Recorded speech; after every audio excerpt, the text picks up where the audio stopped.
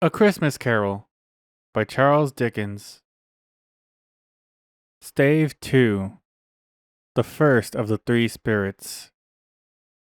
When Scrooge awoke, it was so dark that looking out of bed he could scarcely distinguish the transparent window from the opaque walls of his chamber. He was endeavoring to pierce the darkness with his ferret eyes when the chimes of a neighboring church struck the 4 quarters, so he listened for the hour. To his great astonishment, the heavy bell went from 6 to 7, and from 7 to 8, and regularly up to 12, then stopped.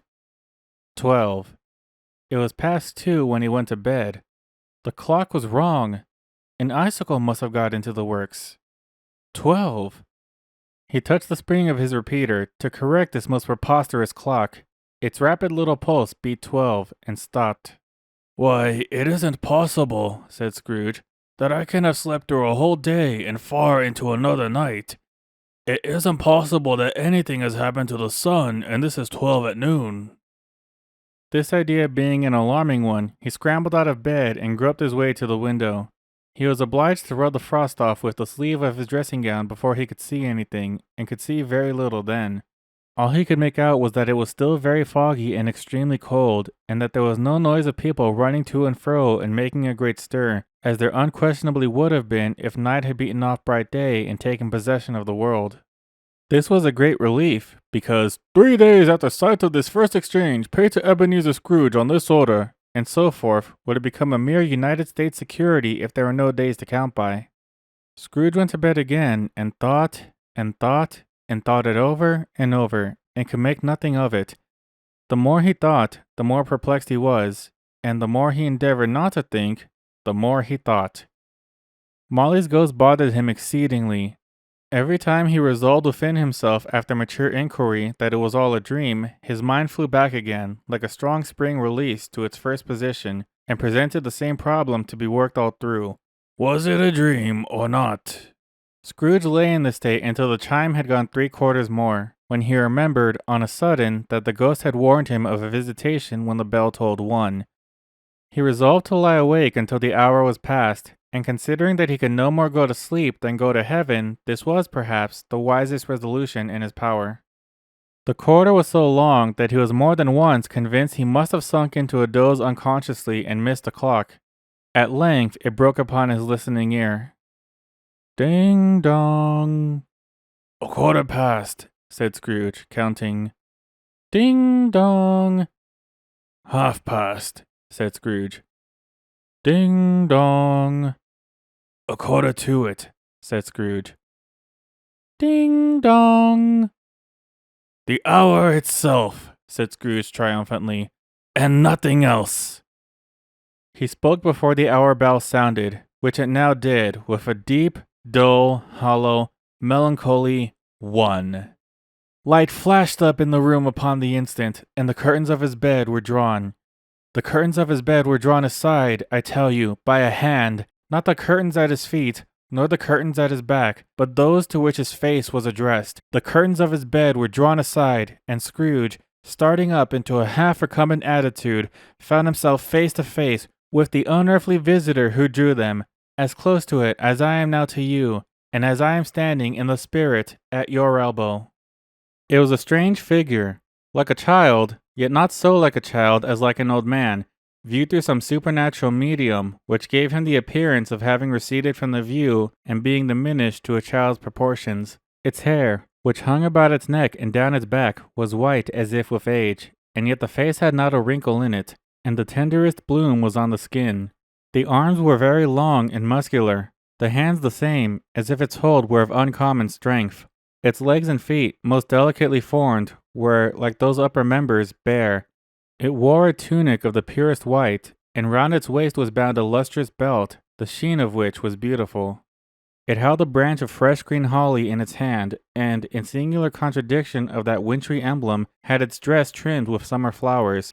But the strangest thing about it was that from the crown of its head there sprung a bright, clear jet of light, by which all this was visible, and which was doubtless the occasion of its using, in its duller moments, a great extinguisher for a cap, which it now held under its arm. Even this, though, when Scrooge looked at it with increasing steadiness, was not its strangest quality. For as its belt sparkled and glittered now in one part and now in another, and what was light one instant at another time was dark, so the figure itself fluctuated in its distinctness, being now a thing with one arm, now with one leg, now with 20 legs, now a pair of legs without a head, now a head without a body, of which the dissolving parts no outline would be visible in the dense gloom wherein they melted away. And in the very wonder of this, it would be itself again distinct and clear as ever. "Are you the spirit, sir, whose coming was foretold to me?" asked Scrooge. "I am." The voice was soft and gentle, singularly low, as if instead of being so close beside him, it were at a distance. "Who and what are you?" Scrooge demanded. "I am the ghost of Christmas past." "Long past?" inquired Scrooge, observant of its dwarfish nature. "No, your past." Perhaps Scrooge could not have told anybody why, if anybody could have asked him, but he had a special desire to see the spirit in its cap, and begged him to be covered. "What?" exclaimed the ghost. "Would you so soon put out with worldly hands the light I give? Is it not enough that you are one of those whose passions made this cap, and forced me through whole trains of years to wear it low upon my brow?" Scrooge reverently disclaimed all intention to offend, or any knowledge of having willfully bonneted the spirit at any period of his life. He then made bold to inquire what business brought him there. "Your welfare," said the ghost.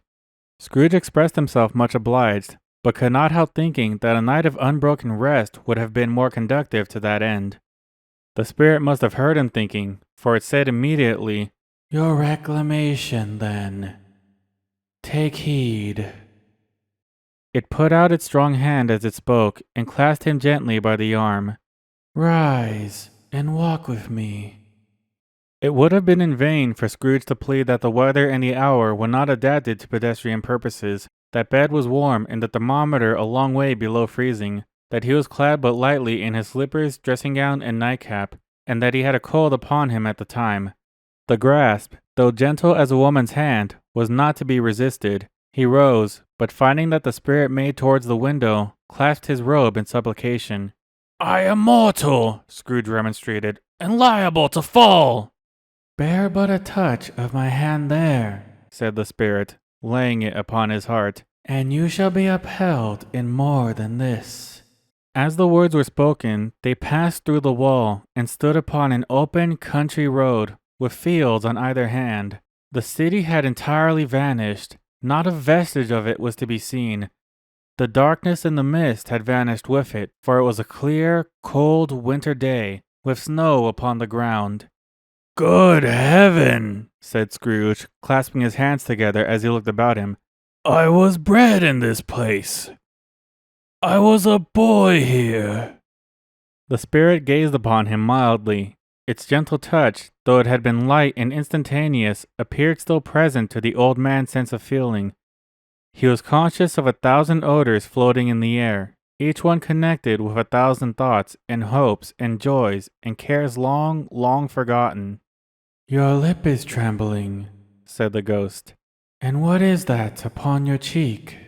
Scrooge muttered with an unusual catching in his voice that it was a pimple, and begged the ghost to lead him where he would. "You recollect the way?" inquired the spirit.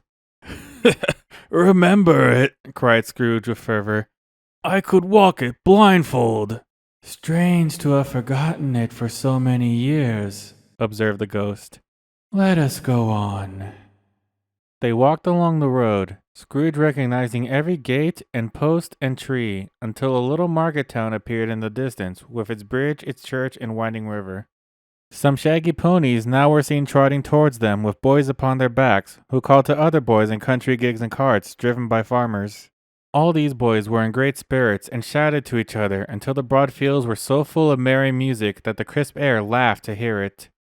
"These are but shadows of the things that have been," said the ghost.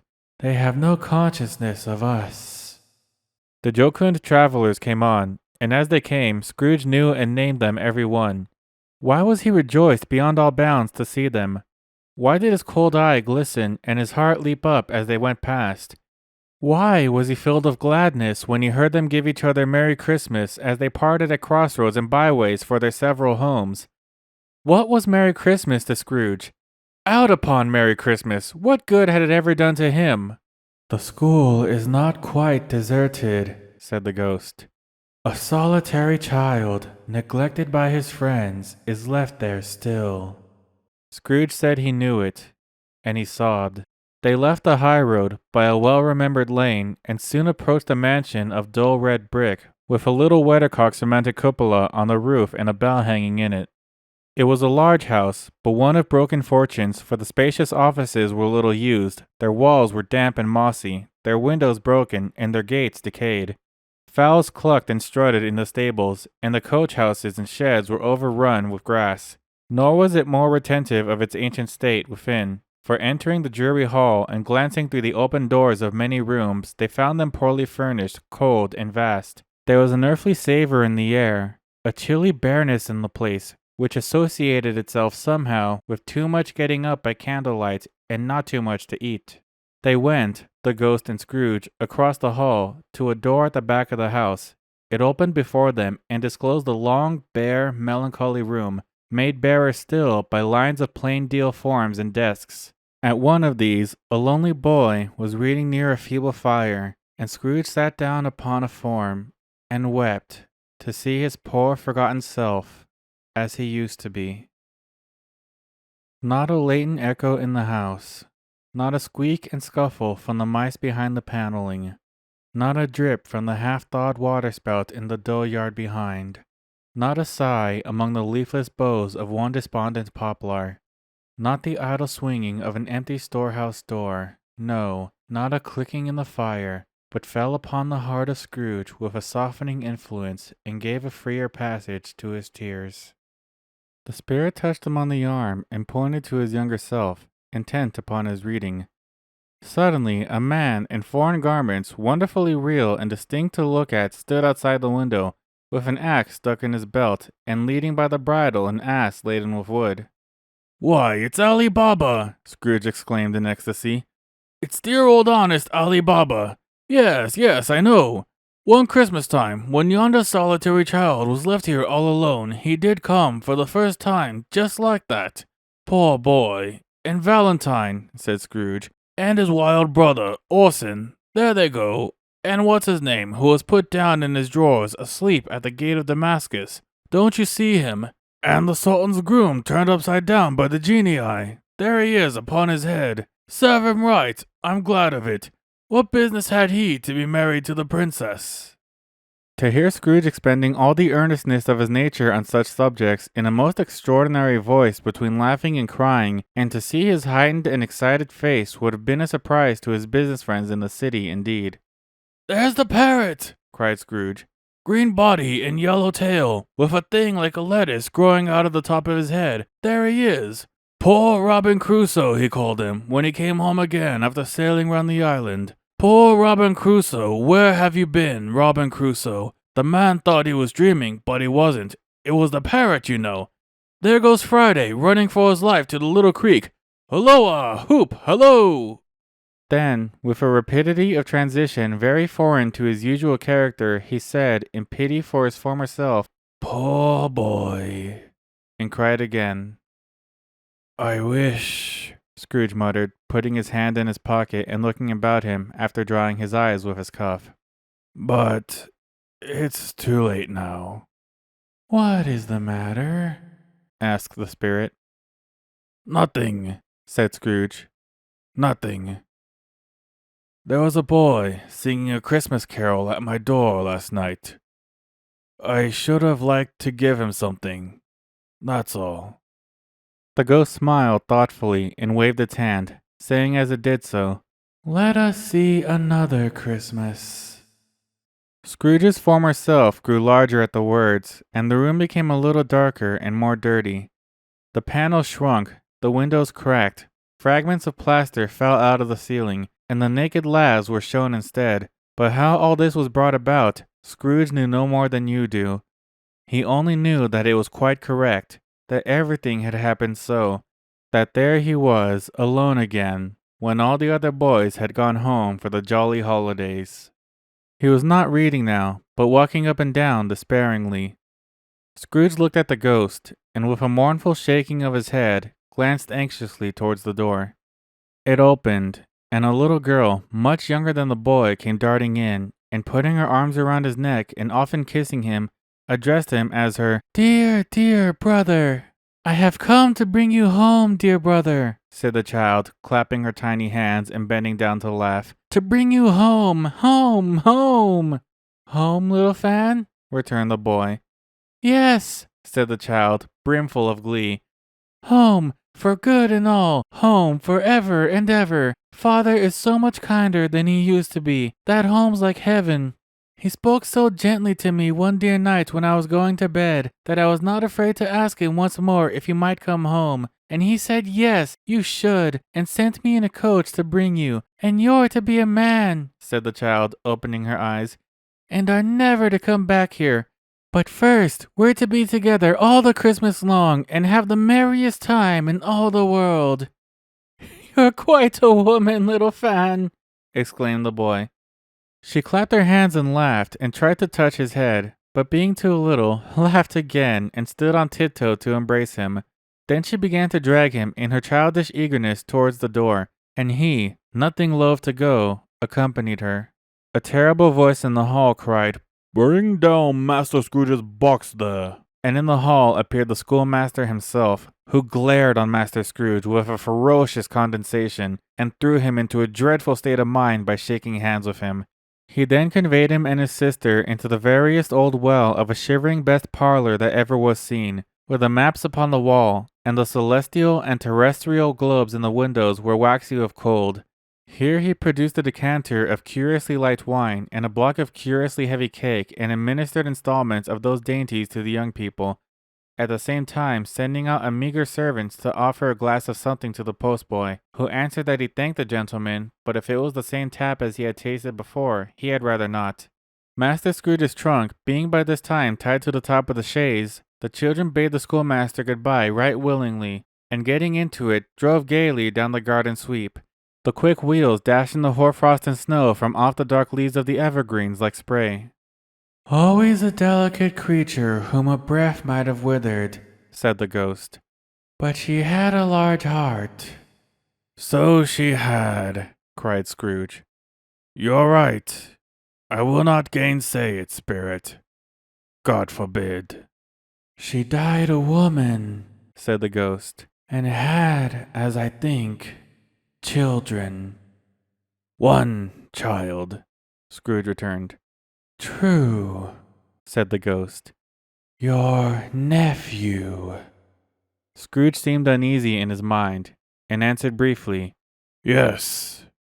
Although they had but that moment left the school behind them, they were now on the busy thoroughfares of a city, where shadowy passengers passed and repassed, where shadowy carts and coaches bowed for the way, and all the strife and tumult of a real city were. It was made plain enough by the dressing of the shops that here too it was Christmas time again, but it was evening, and the streets were lighted up. The ghost stopped at a certain warehouse door, and asked Scrooge if he knew it. "Know it?" asked Scrooge. "I was apprenticed here." They went in. At sight of an old gentleman in a Welsh wig sitting behind such a high desk that if he had been 2 inches taller he must have knocked his head against the ceiling, Scrooge cried in great excitement, "Why, it's old Fezziwig! Bless his heart! It's Fezziwig! Alive again!" Old Fezziwig laid down his pen and looked up at the clock, which pointed to the hour of 7. He rubbed his hands, adjusted his capacious waistcoat, laughed all over himself, from his shoes to his organ of benevolence, and called out in a comfortable, oily, rich, fat, jovial voice, "Yo-ho there! Ebenezer! Dick!"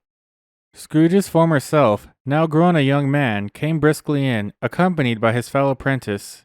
"Dick Wilkins, to be sure," said Scrooge to the ghost. "Bless me, yes, there he is. He was very much attached to me, was Dick.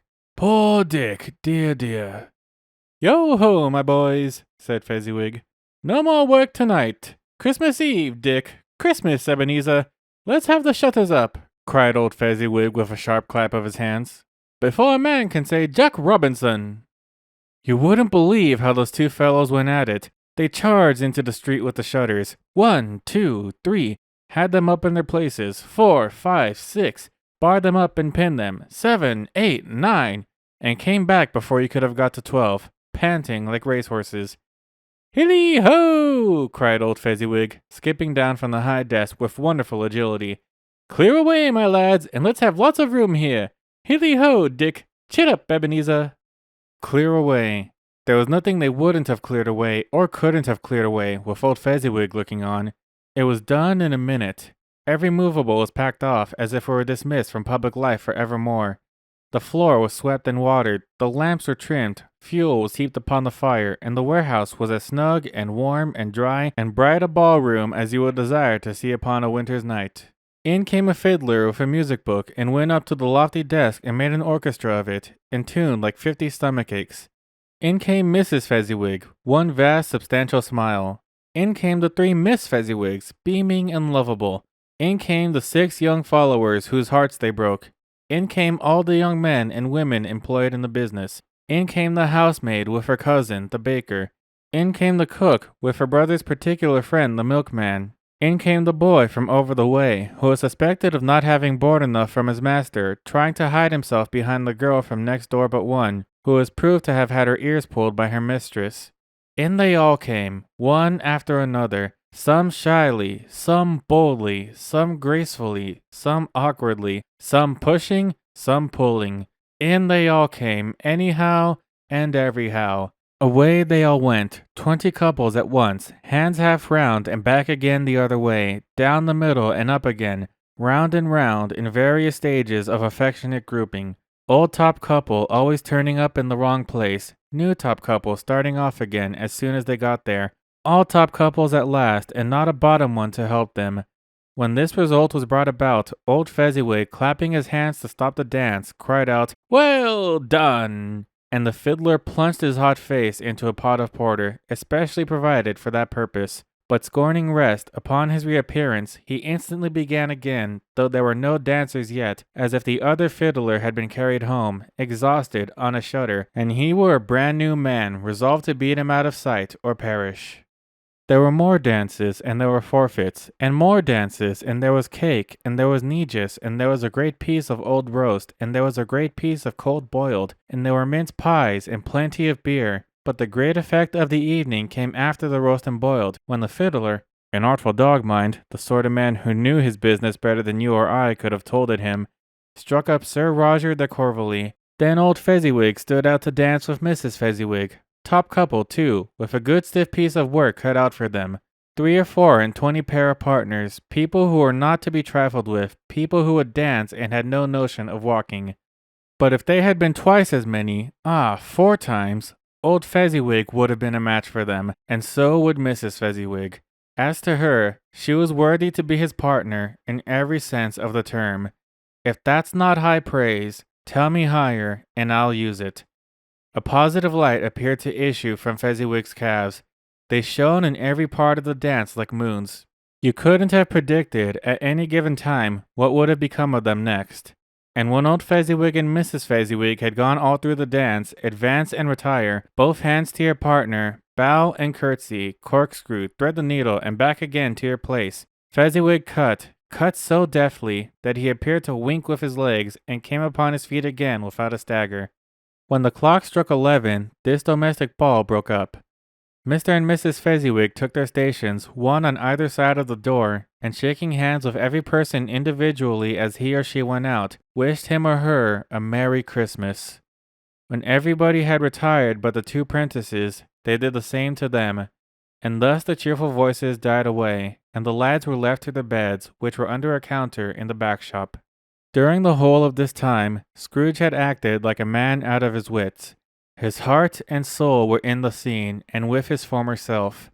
He corroborated everything, remembered everything, enjoyed everything, and underwent the strangest agitation. It was not until now, when the bright faces of his former self and Dick were turned from them, that he remembered the ghost, and became conscious that it was looking full upon him, while the light upon its head burnt very clear. A small matter, said the ghost, to make these silly folks so full of gratitude. Small, echoed Scrooge. The spirit signed to him to listen to the two apprentices, who were pouring out their hearts in praise of Fezziwig, and when he had done so, said, Why, is it not? He has spent but a few pounds of your mortal money.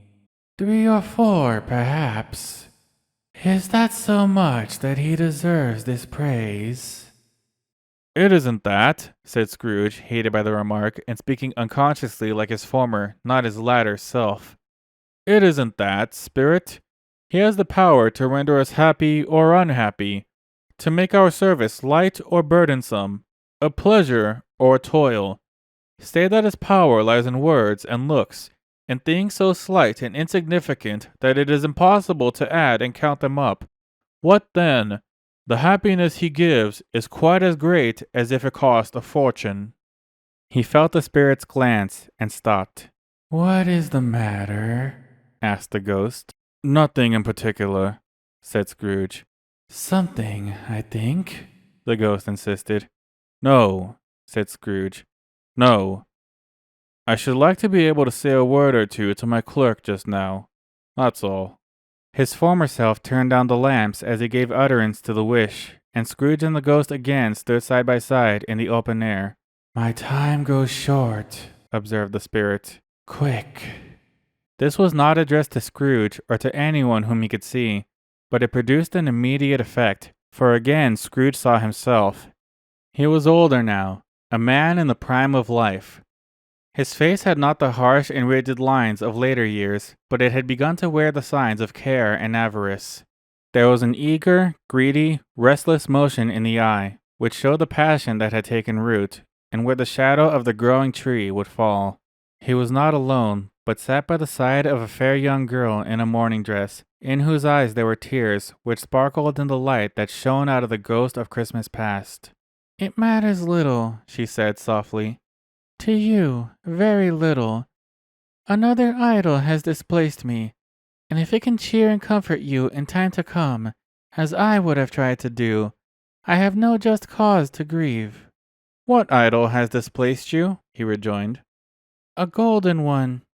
This is the even-handed dealing of the world, he said. There is nothing on which it is so hard as poverty, and there is nothing it professes to condemn with such severity as the pursuit of wealth. You fear the world too much, she answered gently. All your other hopes have merged into the hope of being beyond the chance of its sordid reproach. I have seen your nobler aspirations fall off one by one, until the master passion, gain, engrosses you. Have I not? What then? He retorted. Even if I have grown so much wiser, what then? I am not changed towards you. She shook her head. Am I? Our contract is an old one. It was made when we were both poor and content to be so, until, in good season, we could improve our worldly fortune by our patient industry. You are changed. When it was made, you were another man. I was a boy, he said impatiently. Your own feeling tells you that you were not what you are, she returned. I am.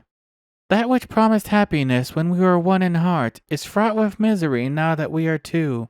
How often and how keenly I have thought of this I will not say. It is enough that I have thought of it and can release you. Have I ever sought release? In words? No, never. In what then? In a changed nature, in an altered spirit. In another atmosphere of life, another hope has its great end. In everything that made my love of any worth or value in your sight. If this had never been between us, said the girl, looking mildly but with steadiness upon him, tell me, would you seek me out and try to win me now? Ah, no. He seemed to yield to the justice of the supposition in spite of himself, but he said with a struggle, You think not? I would gladly think otherwise if I could, she answered. Heaven knows. When I have learned the truth like this, I know how strong and irresistible it must be. But if you are free today, tomorrow, yesterday, Can I even believe that you would choose a dowerless girl? You, who in your very confidence with her weigh everything by gain, or, choosing her, if for a moment you were false enough to your one guiding principle to do so, do I not know that your repentance and regret would surely follow? I do, and I release you, with a full heart, for the love of him you once were. He was about to speak, but with her head turned from him, she resumed. You may. The memory of what is past half makes me hope you will have pain in this. A very, very brief time, and you will dismiss the recollection of it gladly as an unprofitable dream from which it happened well that you awoke. May you be happy in the life you have chosen. She left him, and they parted. Spirit, said Scrooge, show me no more. Conduct me home. Why do you delight to torture me? One shadow more, exclaimed the ghost. No more, cried Scrooge. No more. I don't wish to see it. Show me no more. But the relentless ghost pinioned him in both his arms and forced him to observe what happened next. They were in another scene and place, a room not very large or handsome, but full of comfort. Near to the winter fire sat a beautiful young girl, so like that last that Scrooge believed it was the same, until he saw her, now a comely matron, sitting opposite her daughter. The noise in this room was perfectly tumultuous, for there were more children there than Scrooge in his agitated state of mind could count, and unlike the celebrated herd in the poem, there were not 40 children conducting themselves like one, but every child was conducting itself like 40. The consequences were uproarious beyond belief, but no one seemed to care. On the contrary, the mother and daughter laughed heartily and enjoyed it very much, and the latter, soon beginning to mingle in the sports, got pillaged by the young brigands most ruthlessly. What would I not have given to be one of them? Though I never could have been so rude, no. I wouldn't for the wealth of all the world have crushed that braided hair and torn it down, and for the precious little shoe I wouldn't have plucked it off, God bless my soul, to save my life. As to measuring her waist in sport, as they did, bold young brood, I couldn't have done it. I should have expected my arm to have grown round it for a punishment, and never come straight again. And yet I should have dearly liked, I own, to have touched her lips, to have questioned her, that she might have opened them, to have looked upon the lashes of her downcast eyes, and never raised a blush, to have let loose waves of hair, an inch of which would have been a keepsake beyond price. In short, I should have liked, I do confess, to have had the lightest license of a child, and yet to have been man enough to know its value. But now a knocking at the door was heard, and such a rush immediately ensued that she with laughing face and plundered dress was borne towards it the center of a flushed and boisterous group, just in time to greet the father, who came home attended by a man laden with Christmas toys and presents. Then the shouting and the struggling, and the onslaught that was made on the defenseless porter, the scaling him with chairs for ladders to dive into his pockets, despoil him of brown paper parcels, hold on tight by his cravat, hug him round his neck, pommel his back, and kick his legs in irrepressible affection. The shouts of wonder and delight with which the development of every package was received. The terrible announcement that the baby had been taken in the act of putting a doll's frying pan into his mouth, and was more than suspected of having swallowed a fictitious turkey glued on a wooden platter. The immense relief of finding this a false alarm. The joy and gratitude and ecstasy. They are all indescribable alike. It is enough that by degrees the children and their emotions got out of the parlor, and by one stair at a time, up to the top of the house where they went to bed, and so subsided. And now Scrooge looked on more attentively than ever, when the master of the house, having his daughter leaning fondly on him, sat down with her and her mother at his own fireside, and when he thought that such another creature, quite as graceful and as full of promise, might have called him father, and been a springtime in the haggard winter of his life, his sight grew very dim indeed. "Bill," said the husband, turning to his wife with a smile, "I saw an old friend of yours this afternoon." "Who was it?" "Guess." "How can I? Tut, I don't know," she added in the same breath, laughing as he laughed. "Mr. Scrooge?" "Mr. Scrooge it was. I passed his office window, and as it was not shut up and he had a candle inside, I could scarcely help seeing him. His partner lies upon the point of death, I hear, and there he sat alone. Quite alone in the world, I do believe. Spirit, said Scrooge in a broken voice, remove me from this place. I told you, these were shadows of the things that have been, said the ghost, that they are what they are. Do not blame me. Remove me, Scrooge exclaimed. I cannot bear it. He turned upon the ghost, and seeing that it looked upon him with a face in which some strange way there were fragments of all the faces it had shown him, wrestled with it. Leave me! Take me back! Haunt me no longer! In the struggle, if that can be called a struggle, in which the ghost with no visible resistance on its own part was undisturbed by any effort of its adversary, Scrooge observed that its light was burning high and bright, and dimly connecting that with its influence over him, he seized the extinguisher cap, and by sudden action pressed it down upon its head. The spirit dropped beneath it, so that the extinguisher covered its whole form, but though Scrooge pressed it down with all his force, he could not hide the light, which streamed from under it in an unbroken flood upon the ground. He was conscious of being exhausted and overcome by an irresistible drowsiness, and further, of being in his own bedroom. He gave the cap a parting squeeze, in which his hand relaxed, and barely had time to reel to bed before he sank into a heavy sleep. Thank you for listening. Please stay tuned for Stave 3.